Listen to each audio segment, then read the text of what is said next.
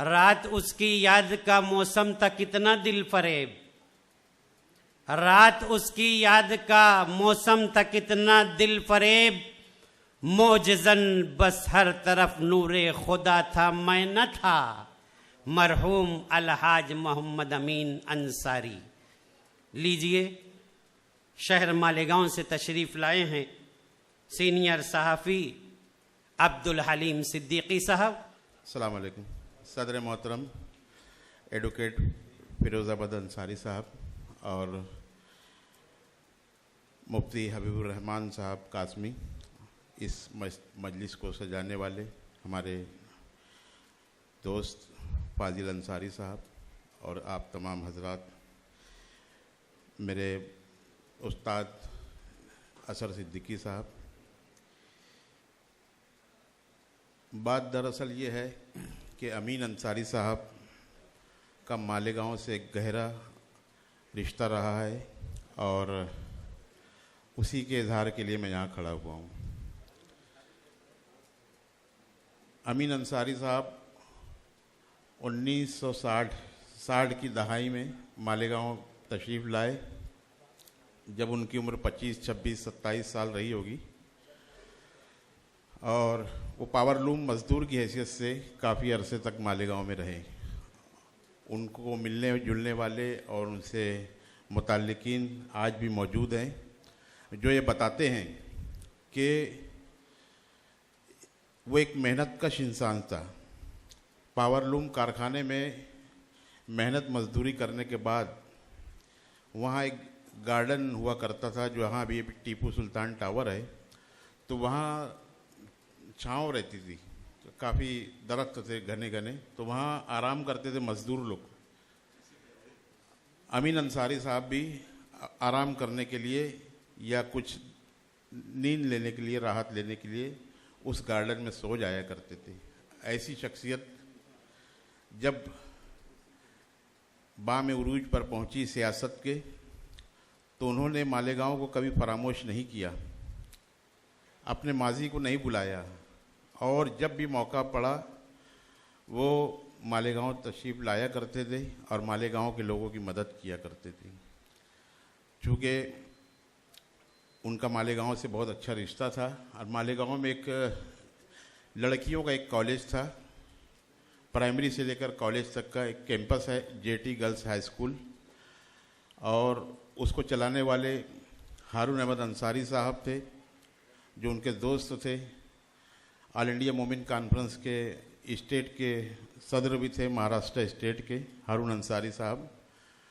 तो उनसे तरगीब पा करके उन्होंने, अमीन अंसारी साहब ने अपने गांव मऊ अहमा में भी अंसार गर्ल्स डिग्री कॉलेज कायम किया। ये सीखने की बात है कि अपने दोस्त के साथ रहते हुए उन्होंने ये बात सीखी और अपने वतन जा कर के उन्होंने गर्ल्स डिग्री कॉलेज कायम किया। 1983 में जब मालेगांव में बहुत भयानक फसाद हुआ, जिस तरह से भिवंडी में हुआ था, उसी नौयत का फसाद था, तो उस वक्त की वज़ीर आज़म इंदिरा गांधी साहिबा मालेगांव तशरीफ़ लाईं।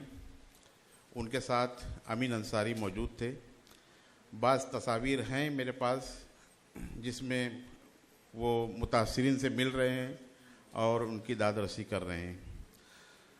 तो एक इस नौयत का इंसान था ये अमीन अंसारी, के वक्त के वज़ीर आज़म को दिल्ली से मालेगांव ला सकता था। आज ऐसे लीडर हैं कि हमारे कौम में नहीं हैं।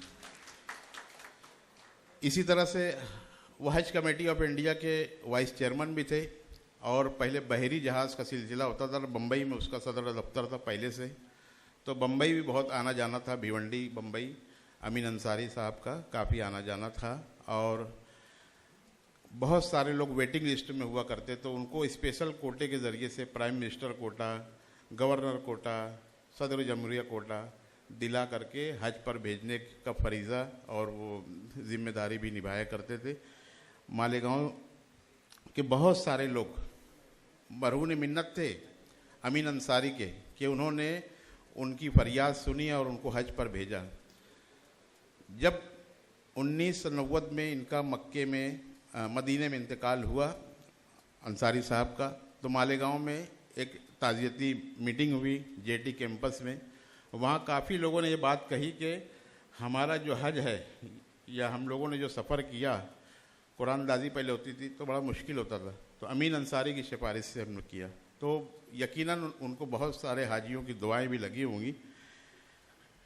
और आखिरी बात जो मैं ये कहूँगा कि 1988 में नई टेक्सटाइल पॉलिसी आई तो पूरे मुल्क में पावरलूम बुनकरों का हाल ख़राब हो गया, क्योंकि टेक्सटाइल पॉलिसी जो है मिल के फेवर की थी और हैंडलूम के फेवर की थी।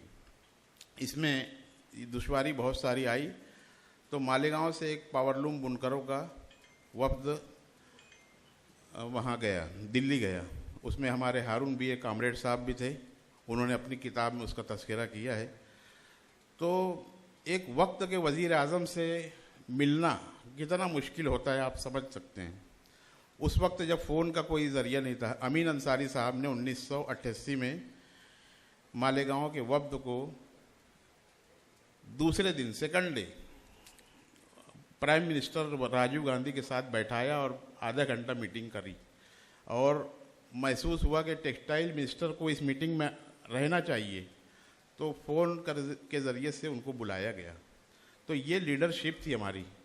और अल्हम्दुलिल्लाह जो हमारे बुज़ुर्ग बताते हैं कि 15 से 20 दिनों के बाद ये गवर्नमेंट ने ऐलान किया कि टेक्सटाइल पॉलिसी में मुनासिब तरमीम की जा रही है, और तरमीम हुई, जिसके असरात और जिसका फल भिवंडी और मालेगांव की पावरलूम सनत ने बहुत खूब उठाया है। हम लोगों की जो तरक्की हुई है, आप लोग याद करेंगे तो 1990 की दहाई में भिवंडी काफ़ी तरक्की किया, पावरलूम काफ़ी तादाद में यहाँ बढ़े।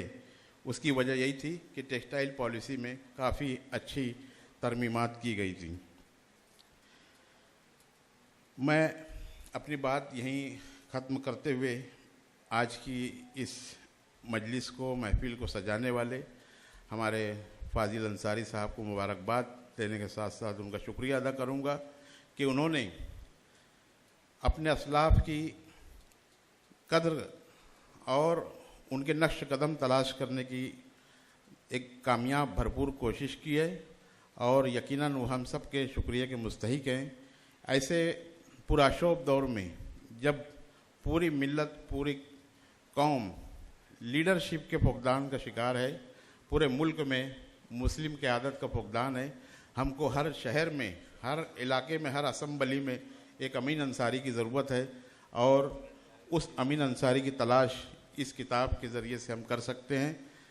इन्हीं कलमात के साथ मैं अपनी जगह लेता हूँ। शुक्रिया।